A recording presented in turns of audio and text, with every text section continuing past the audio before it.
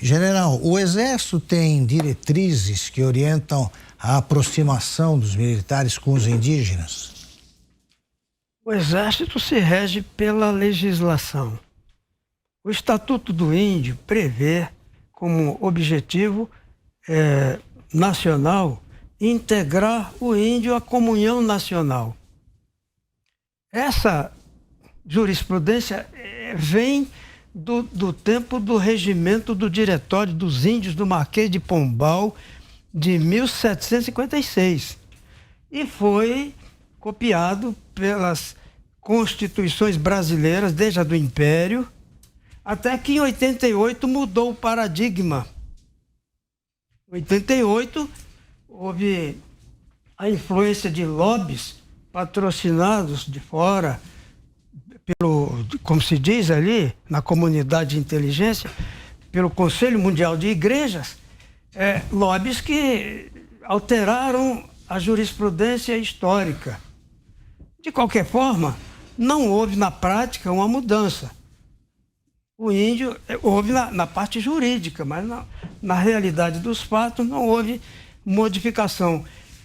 Cabe, pela estratégia nacional, integrar o índio à comunhão nacional. Quando eu servia no Ministério da Defesa, foi feito um programa apresentado a uma parlamentar na época, que o domínio, a hegemonia era da esquerda, entregue a uma deputada de esquerda, para que ela patrocinasse, apadrinhasse aquele programa que nós batizamos como Programa Marechal Rondon, Programa de Integração Solidária Marechal Rondon. A nossa proposta era que essas regiões remotas, por exemplo, na faixa de fronteira, em áreas inacessíveis, onde há comunidades indígenas, o Estado recrutasse o índio, formasse a mão de obra e qualificasse o índio como servidor público, representante do Estado brasileiro, para prestar aquele serviço essencial à sua comunidade em nome do Brasil. Então isso seria uma forma de levar assistência médica, de levar, assim como falou o cacique, a expertise do sertanismo indígena. Por que não recrutar o funcionário da FUNAI, o próprio índio, e não mantê-lo no local onde ele tem interesse em conviver, e dar status para ele, e dar o meio de vida para ele? Para isso teríamos que alterar a legislação existente. Mas eu acho que isso daí é possível fazer. Altera-se a legislação e esse programa integraria o índio teria orgulho, como se observa na comunidade de São Gabriel da Cachoeira, onde existem 34 etnias diferentes. O maior orgulho dos índios é prestar o serviço militar. Né? Ele se sente autoridade quando volta para a sua aldeia, ele se sente prestigiado e ajuda o índio a adquirir predicado de liderança que depois, na própria cultura deles, é útil. Isso tudo sem prejuízo da sua cultura específica, então, protegendo a sua cultura. Nos destacamentos que protegem a fronteira são os indígenas. Exatamente. Então, isso daí seria o óbvio que deveria ser implementado, mas não prosperou. Não prosperou, acredito eu, devido à influência de ONGs a serviço do movimento ambientalista internacional. O movimento indigenista internacional é um braço do movimento ambientalista internacional. Para você ter uma ideia da eficácia desse tipo de atividade, existem na Amazônia, pelos dados que nós temos de 2019, que precisam ser atualizados, 105.706 ONGs. 105.706 ONGs somente na Bacia Amazônica. Somente na Bacia Amazônica. Então, é demais. Veja só, o financiamento dessas ONGs, logicamente, deveria ser pesquisado. Só que esse mesmo lobby que alterou o status indígena, o status jurídico dos índios, em 88, conseguiu incluir na Constituição o inciso 18 do artigo 5º, que é a cláusula pétrea, e que impede o Estado de ingerir nos assuntos internos das ONGs. Sabia disso? Não. Então, é por isso que o Brasil é um paraíso de ONG. É porque aqui elas podem atuar livremente, inclusive a serviço de organismos de inteligência estrangeira. Isso é muito mais barato usar ONG do que patrocinar, financiar a atividade regular de espionagem. Só um minuto, eu vi que o Cacique e o João já estavam trocando ideias ali.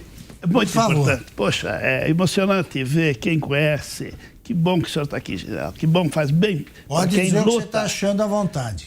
Que bom para quem luta como nós lutamos pela Amazônia, saber que tem pessoas. Isso incentiva nós. É isso que ele está dizendo para mim. Veja bem, é simples. Eu sou oriundo de Santo Augusto, minha cidade natal. Nós fala Santo Augusto, gaúcho. Alto Uruguai, divisa com a Argentina, as Missões.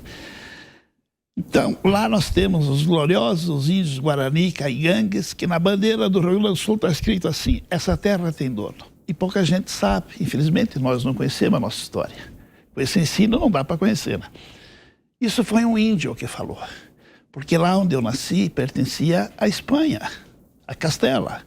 E os portugueses fizeram a província do Sacramento em frente a Buenos Aires. E um belo dia resolveram fazer um brique, diz o gaúcho, uma troca. E foram nas missões e encontraram 7 cidades que ninguém sabia. São Miguel, Santo Ângelo, São Borja, que os padres da Companhia de Santo Inácio de Loyola tinham subido o rio e fundado. Tinha os índios, não tinha dinheiro, era escambo. Tanto que se diz que Karl Marx se inspirou lá para fazer o Capital. E falaram para o cacique, que era o coronel, vocês têm que ir para a banda oriental porque agora foi trocado pela colônia do Sacramento. Isso aqui não é mais de Castela, é de Portugal. Tanto que os portugueses tinham saído da Ilha do Desterro, pela Lagoa dos Patos, chegaram no fim, desceram, e ficaram 5 anos parados dançando fado, por isso que nasceu Porto Alegre dos Casais, que é o nome de Porto Alegre. Porque eles ficaram dançando 5 anos lá. O índio respondeu: essa terra não é de Portugal, nem de Castela. Essa terra tem dono. Tem dono. Vou ceder a palavra. Então, o que eu queria dizer assim, no meu ponto de vista, por que tantas ONG, né? Foi falado aí, o general colocou uma estimativa bastante numeroso.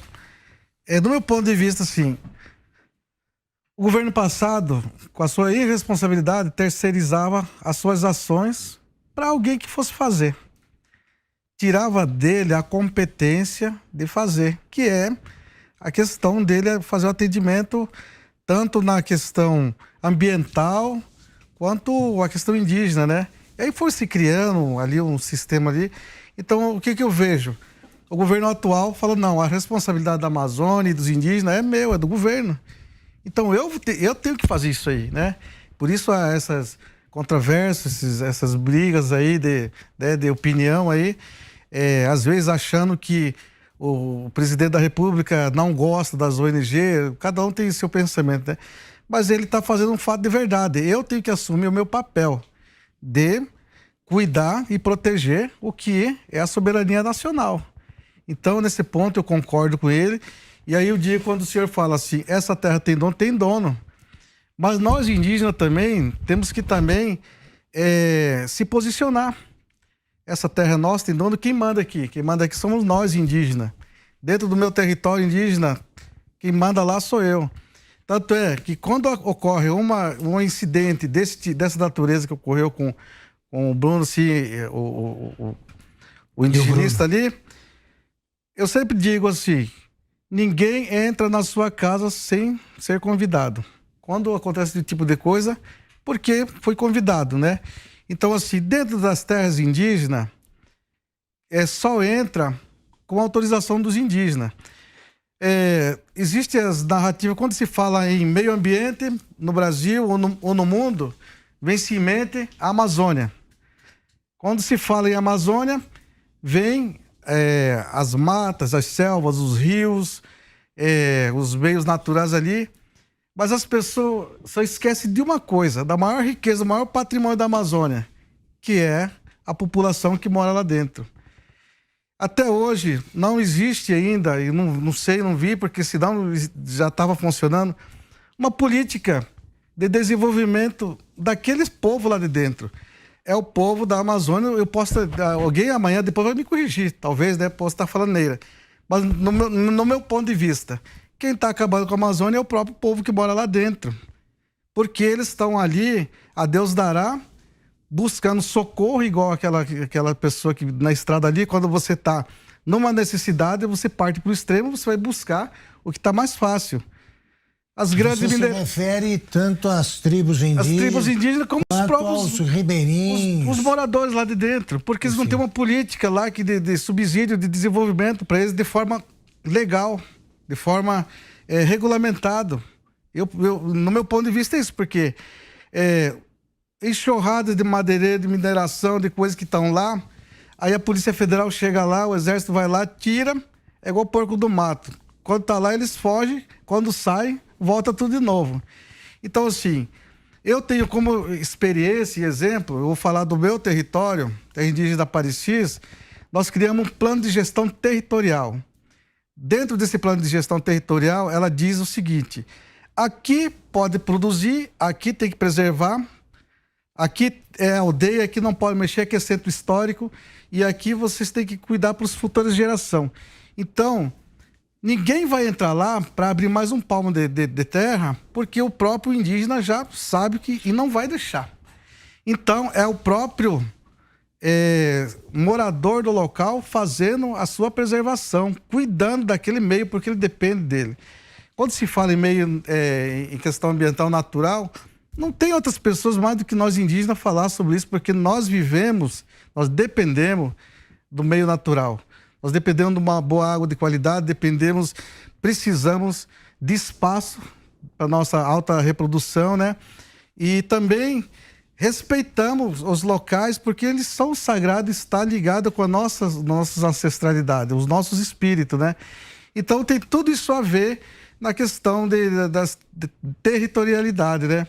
Então, assim, quando se fala nessa situação, eu vejo assim, eles estão discutindo a PL 191, que parece que é um bicho do outro mundo. Não é. Que trata do quê, cacique? A PL 191, ela trata da regulamentação da mineração. Isso nós vamos discutir isso. Da questão da produtividade em terras indígenas, né? Energias. Essa situação, né? Assim, eu sou a favor do que regulariza para os índios. Também aproveitar disso aí dentro das legalidades, dentro das normativas, né? Porque enquanto não estiver essas legalidades, essas regulamentação, vai continuar do jeito que está aí. As pessoas estão achando que do jeito que está aí tá bom, todo dia invasão, morte, pessoas ali. Então nós estamos criando um campo de guerra. Outra situação que o senhor falou sobre a questão da... Pode apartear. Por favor, cacique. Veja bem. Depois eu gostaria que você falasse que as pessoas não têm noção, muitos. Qual o tamanho da sua área? 1,5 milhão de hectares. Menos de 1%, 2%. Eles plantam 30 mil hectares. Você tem noção o que é isso?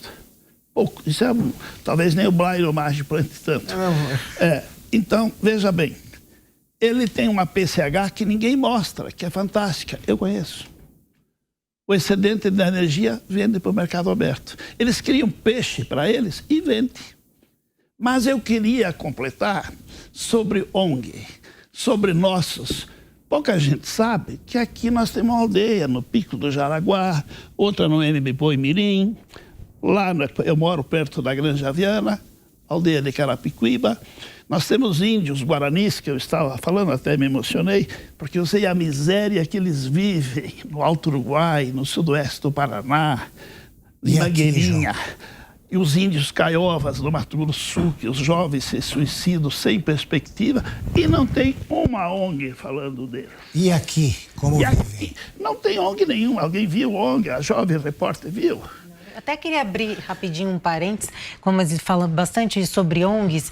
Elas também, Cacique, eu não sei se o senhor acredita nisso, que ONGs até internacionais vêm para cá, né, se mostram um interesse em ajudá-los, em deixar uma fala pronta para as tribos, e elas acabam tirando e extraindo informações importantíssimas das nossas terras, né, que não são nossas, como esse mesmo disse, das terras como pedras preciosas, tudo que a gente tem de bom para levar para fora, acaba fazendo isso, extraindo o que a gente tem de bom para levar para fora do país. Tudo se tem um interesse, né? Fármacos, Todo por tipo. exemplo, Tudo né? se tem um pedras. interesse. Ninguém vem aqui porque o índio é bonito, é engraçadinho, não. Ninguém quer cuidar do filho dos outros. Você vai ali sempre baseado, Boa, mas, jovem, baseado em alguma Elisângela, situação, né? eu posso apartar e responder? Lógico. Exemplo maior, meu general. Até pouco tempo, o maior exportador de ouro da América era o Uruguai, que não produz uma grama. Precisa dizer mais alguma coisa?